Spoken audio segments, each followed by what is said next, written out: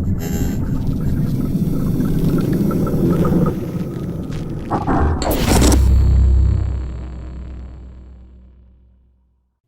Forest of Three, that is what it is called. Nobody knows who named it or when. In fact, this secluded area is not labeled on maps. It has no official name, only the name given it to it by the townsfolk who live on its edge, the Forest of Three.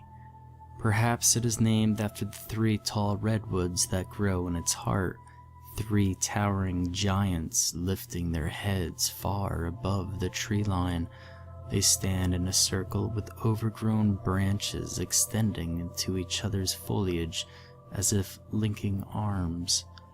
When the wind howls, one could see them sway, their powerful roots supplying the great forces needed to prevent them from falling. Viewed from the correct angle, it can appear as if they are attempting to dance, to uproot themselves and skip in a circle with hands joined.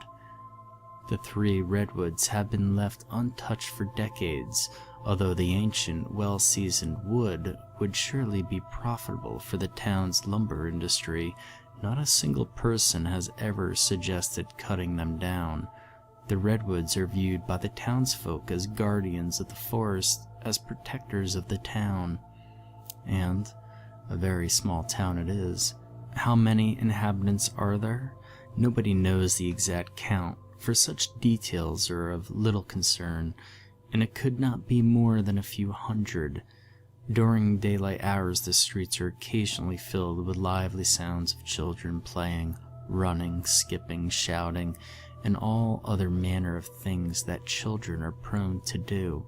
However, the town itself is a rather boring place, and not the preferred playground of children.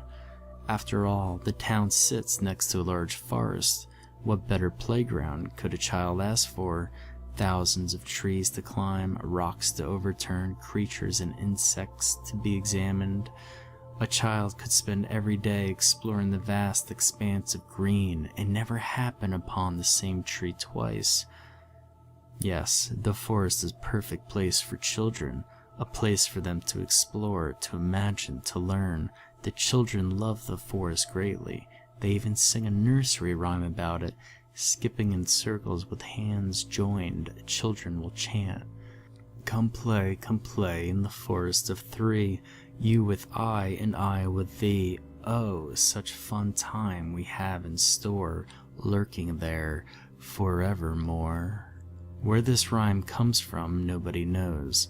It is possible that the children themselves wrote it, yet upon examination, this theory seems implausible. Forevermore? Thee? Hardly words that a child would understand, let alone include in a song. No, this rhyme speaks of something old, something archaic, something beyond the understanding of children. For many years, life was peaceful in the small town. Nothing noteworthy occurred. There was no newspaper because there was never any news. A simple lumber town with a simple lumber industry, populated by simple people. Everything was as it should be. Nothing was out of place. Then, a child disappeared. How long ago was this? Few can remember the exact year. Several decades ago at least. A child whose only concern in life was sweets and playtime simply vanished. A town meeting was called. One of the other children claimed that they had seen the missing child earlier that day, that the missing child had gone into the forest to play as usual, and had not come back. A search party was immediately organized and sent into the forest. They searched for hours until the falling darkness did not permit them to search any longer. "We will search again at first light. Everything will be fine. It's probably just a game. Don't worry so much." The townsfolk comforted the child's terrified parents. As soon as the first rays of sunlight crept through their trees, the search party was out again. They covered miles and miles, hardly stopped for rest or food, yet there was no trace of the missing child. Each day they searched, and each day they came back with sore feet, hungry bellies. and no child. Hope was still there, but it was quickly fading. Each day the search party came back sooner and sooner. Each day they spent less and less time looking for the missing child before heading back. Eventually, the searches ceased entirely. If one were to examine the town at that time, at first glance it would appear just as it had before. Men chopped wood, stores had good business, school was in session, children still played in the streets and in the forest. Of course, the family and friends of the missing child grieved, but nothing would seem out of the ordinary at first glance. Look closer and you would see it. The children, they played, they danced, they sang their nursery rhyme, yet there was something odd about their games.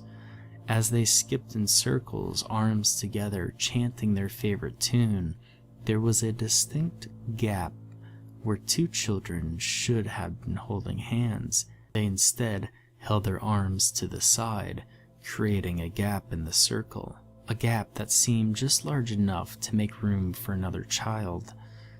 During the rainy season, the children often had to play inside.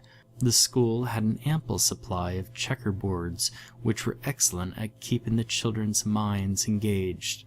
If one looked closely at the children playing checkers, you would notice a single lonely child, whereas all other children had partners to play checkers with. This child was on their own. Nevertheless, they seemed to be having a fine time, making moves for both sides of the board, and even becoming angry when they lost to their imaginary partner. Life in the town continued. The memory of the missing child faded with each year until the other children scarcely remembered them. Soon the children matured and had children of their own. The unfortunate unsolved mystery of the child that went missing was slowly forgotten. That is, until a second child vanished. The adults who remembered the original disappearance were disturbed. The disappearance of another child brought back painful memories. Many of them had been children themselves when their first child went missing, although they remembered very little about that child. Again, a town meeting was called. During the meeting, it surfaced that the child was last seen heading into the forest, eager to play, and again, a search party was formed. This search party fared no better than the one 15 years earlier. Although the forest was searched each day for hours, with many, many miles of land being covered, not a single trace of the child was ever found. Again, the search party was disbanded, leaving the family to grieve their loss. After a while, the town seemed to return to normal. Daily life resumed its normal course, just as it had so many years before. Yet, if one looked closely at the children, you would notice the same curiosities witnessed 15 years before. The children skipped in circles, singing the nursery rhyme that their parents had passed on to them, but again there was a gap in their group, a void that was only apparent when they danced. This gap appeared to be just a little bit larger than the one before. Perhaps there was now room for 2 extra children to join in their happy group. During rainy days, when the children were stuck indoors playing with worn-out checker sets, there were no longer any lonely children. Every child had a partner to play with. However, laying unnoticed in the corner of the room, there was a solitary checker set. It had no players, no children to have fun with it. The pieces were scattered across the board as if the game were currently in progress, yet there was nobody using it. Who could say what this meant? Maybe nothing. Children were prone to strange behavior, as any parent knows. A gap in their dancing circle, an unused checkerboard. Why should any of these anomalies be cause for concern? In the end, it did not matter. No adult noticed the slightly unusual behavior of the children after their disappearances. Such was life in the small lumber town. Years continued to pass. Those who were children during the first disappearances became middle-aged. The friends of the second child who disappeared now had children of their own, and life passed by, completely normal, until tonight. For tonight is a very special night. If one were to visit the town center, you would find it bustling with activities. Worried faces, loud arguments, and a weeping family is what you would find. You see, earlier today, a child went into the forest to play and it did not return. A town meeting has been called to discuss the best course of action. Many members of the town remember the initial disappearance, which occurred more than 3 decades ago. Some are saying that disappearances are connected, that 2 disappearances would be coincidence, but not 3. Some now believe that the forest is haunted, while others call them crazy.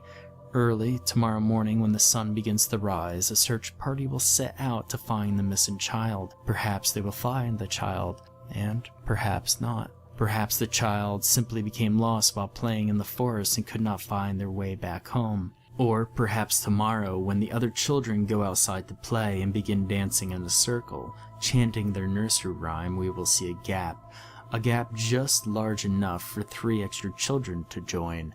And so, tonight I invite you to visit the Forest of 3. Early tomorrow, the determined search party will undoubtedly break the calm silence, the quiet serenity of the forest, but for the next few hours, all is still. Stroll through the tall, broad redwoods, the thick brush, the moist soil, the trickling creeks.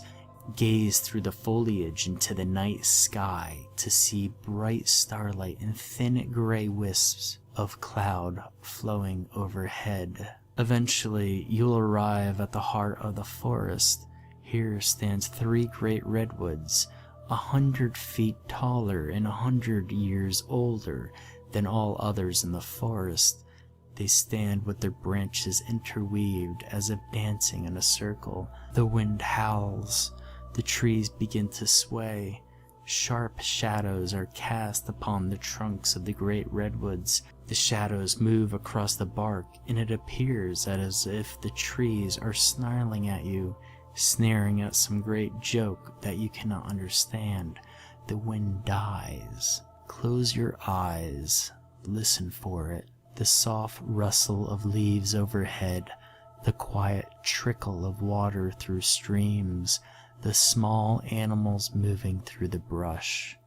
Now it comes, so very distant, yet so very clear, an innocent chorus, carrying a sinister tone, the voice of the Forest of 3. Come play in the Forest of 3, you with I and I with thee. Oh, such fun we have in store, lurking there forevermore.